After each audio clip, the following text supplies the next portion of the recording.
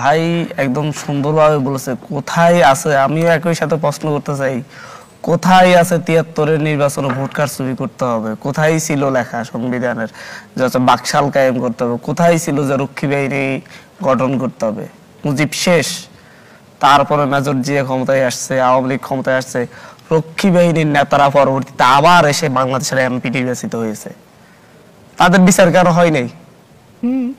একটা রাজনৈতিক দলগুলা, সে তোফায়েল আহমেদ কিভাবে পরবর্তীতে আবার মন্ত্রীও হয়, রক্ষী বাহিনীর নেতা হিসেবে। বাকশাল যারা কায়েম করেছে তাদেরকে গণতন্ত্রের নাম দিয়ে আবার কারণে রাজনীতিতে পুনর্বাসিত করা হয়েছে।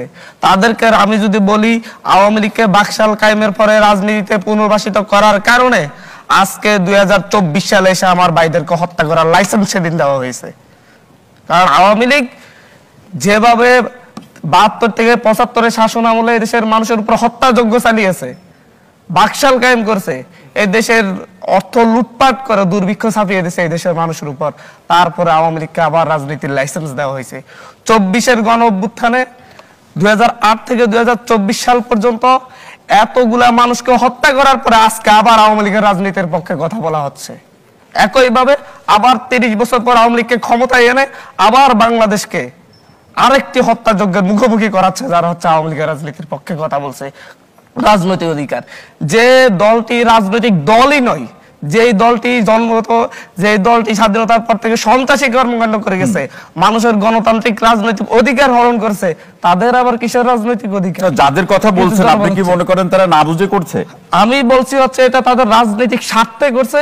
কারণ আওয়ামী লীগকে যদি বিরোধী দলের মধ্যে বসানো যায় তাহলে আগামী ২০ বছর ১৫ বছর যাবত আওয়ামী লীগ মুখ তুলে কথা বলতে পারবে না। কারণ কথাই কথা বললো, তুমি তো রাতের ভোট করছো, আবার ভোটের কথা বলো কেন? তুমি তো হচ্ছে মানুষের ২০০০ মানুষ হত্যা করছো, তাহলে আমরা ২ জন হত্যা করছি বলার অধিকার রাখি না, যেটা আওয়ামী লীগ করছে। আওয়ামী লীগ বিএনপিকে কথাই কথাই বলতে হচ্ছে। ১৯৯৪ সালে মাগুরের নির্বাচনের কথা ভুলে যাই নাই, ৯৬-এর ১৫ দিন নির্বাচনের কথা ভুলে যাই নাই। মানে এই জায়গাটার মতো রাজনীতি। আমার কথা হচ্ছে, কোন স্বার্থে আওয়ামী লীগ রাজনীতি করার অধিকার আছে বলে এই যে রাজনীতি করতে দিতে বলতে চাচ্ছে। আরেকটি কথা ভাই বলেছেন, অসীম ভাই বলেছেন, শ্রদ্ধার সাথে বলছি, উনি বলছেন চুপ্পু ক্ষতিকর না, চুপ্পু হচ্ছে ঠুটু জগন্নাথ। আমার কাছে এই বিষয়টা এমন না। আমার কাছে বিষয় হচ্ছে, শেখ হাসিনার পা ধরে সালাম করতে চাওয়া একটা ব্যক্তি এখন আমার রাষ্ট্র ক্ষমতায় আছে, রাষ্ট্রের সিম্বল, সাংবিধানিক রাষ্ট্রের প্রধান, যেটা দেখে রাষ্ট্রকে চিনা যায়। আপনার চেয়ারে আপনি যে চেয়ারটা মানুষের সামনে উপস্থাপন করবেন একজন ব্যক্তিকে, তার গায়ে যদি ময়লা আবর্জনা থাকে আপনি তাকে উপস্থাপন করবেন? তাহলে রাষ্ট্রপতির পদত্যাগের প্রশ্নে, রাষ্ট্রপতির পদত্যাগের প্রশ্নে আপনারা তো ধারাবাহিকতা রাখতে পারলেন না, আপনারা তো চলে আসলেন। কারণ আমরা এই ধরনের বিভাজন চাচ্ছি না। আমরা সবার কাছে গিয়ে বলছি যে একসাথে আসেন, আমরা করি, ওনার করতে না। আমলাদের কথা আমরা বলছি না নাকি? বলছে আমলাদের কথা বলছি না। কালকে আমাদের ৩টা পয়েন্টের মধ্যে বড় পয়েন্টটা ছিল হচ্ছে আমলাদের, আওয়ামী ফ্যাসিবাদী আমলাদেরকে অবশ্যই সরাতে হবে, সরকারের উপর চাপ সৃষ্টি করতেছি আমরা। কিন্তু বিএনপি কি চাপ সৃষ্টি করতেছে? বিএনপি তো যাচ্ছে কিনা সরকার, বিএনপি তো বলছে সরকারকে সহযোগিতা করছে, সংস্কার, নির্বাচন, আমলাদের নিয়ে যেই আমলাগুলা সেদিন সংবাদ সম্মেলন করে বলছে ৪৮ ঘন্টার মধ্যে সংস্কার কমিশনকে পদত্যাগ করতে হবে, তারা কোনপন্থী আমলা? সচিবালয়ে আগুন লাগলো, আমরা শুনলাম যে লুজ কানেকশন। হ্যাঁ, এখন হচ্ছে সাম্য, ন্যায়, বিচার, মানবিক মর্যাদার সংবিধানের কথা বলছে, মুজিববাদী সংবিধান না বলে একটা কথা বলেছে।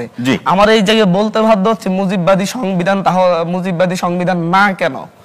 ৭২-এর সংবিধান কোন রাষ্ট্রকে কি দিয়েছে? ৭২-এর সংবিধান অনুযায়ী আপনারা আমাদেরকে কি অধিকার দিয়েছেন? সাম্য দিয়েছেন, সমতা দিয়েছেন। আমি তো জন্মের পর থেকে সমতা পাইনি, আমি তো ন্যায় বিচার চোখেই দেখিনি একদিনের জন্য।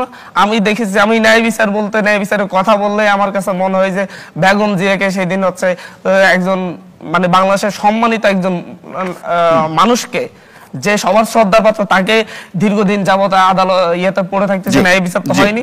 আমার বাস্তবতা হচ্ছে, আমি তো মানবিক মর্যাদা পাইনি। একজন রিক্সাওয়ালাকে, একজন হচ্ছে ভ্যানওয়ালাকে গিয়ে গালি দিয়ে চাঁদাবাজি করে নিয়ে যাচ্ছে, তখনও নিয়ে যাওয়া হচ্ছে। আজকে আমি খিলগাঁওতে গিয়েছিলাম, খিলগাঁওতে সেখানেও বলা হচ্ছে, আমাকে বললো তাদের থেকে এখনো চাঁদা, এখন কারা করছে? এখনো একটি রাজনৈতিক দলের লোকজন নিচ্ছে। নাম কি তাদের? না, আমি বলবো না। মানবিক মর্যাদা মানুষকে দিচ্ছে না এই সংবিধান, বাস্তবতা। আমি বলছি, ধরেন সংবিধানের সব ওকে, 100% ভালো জিনিস। এই যে ৭২-এর সংবিধানকে বারবার বলা হচ্ছে যে হচ্ছে ৭২-এর সংবিধান হচ্ছে এই ৭১-এর সংবিধান মুক্তিযুদ্ধের পক্ষের সংবিধান, এটা ৭২-এর সংবিধানের বিরুদ্ধে কথা বলা মানে মুক্তিযুদ্ধকে অপমান করা বলা হচ্ছে। কই বাঙালি জাতীয়তাবাদ হচ্ছে ৭২-এর সংবিধানের, কিন্তু বাংলাদেশী জাতীয়তাবাদ মূল থিম তো আমরা চেঞ্জ করে দিয়েছি না।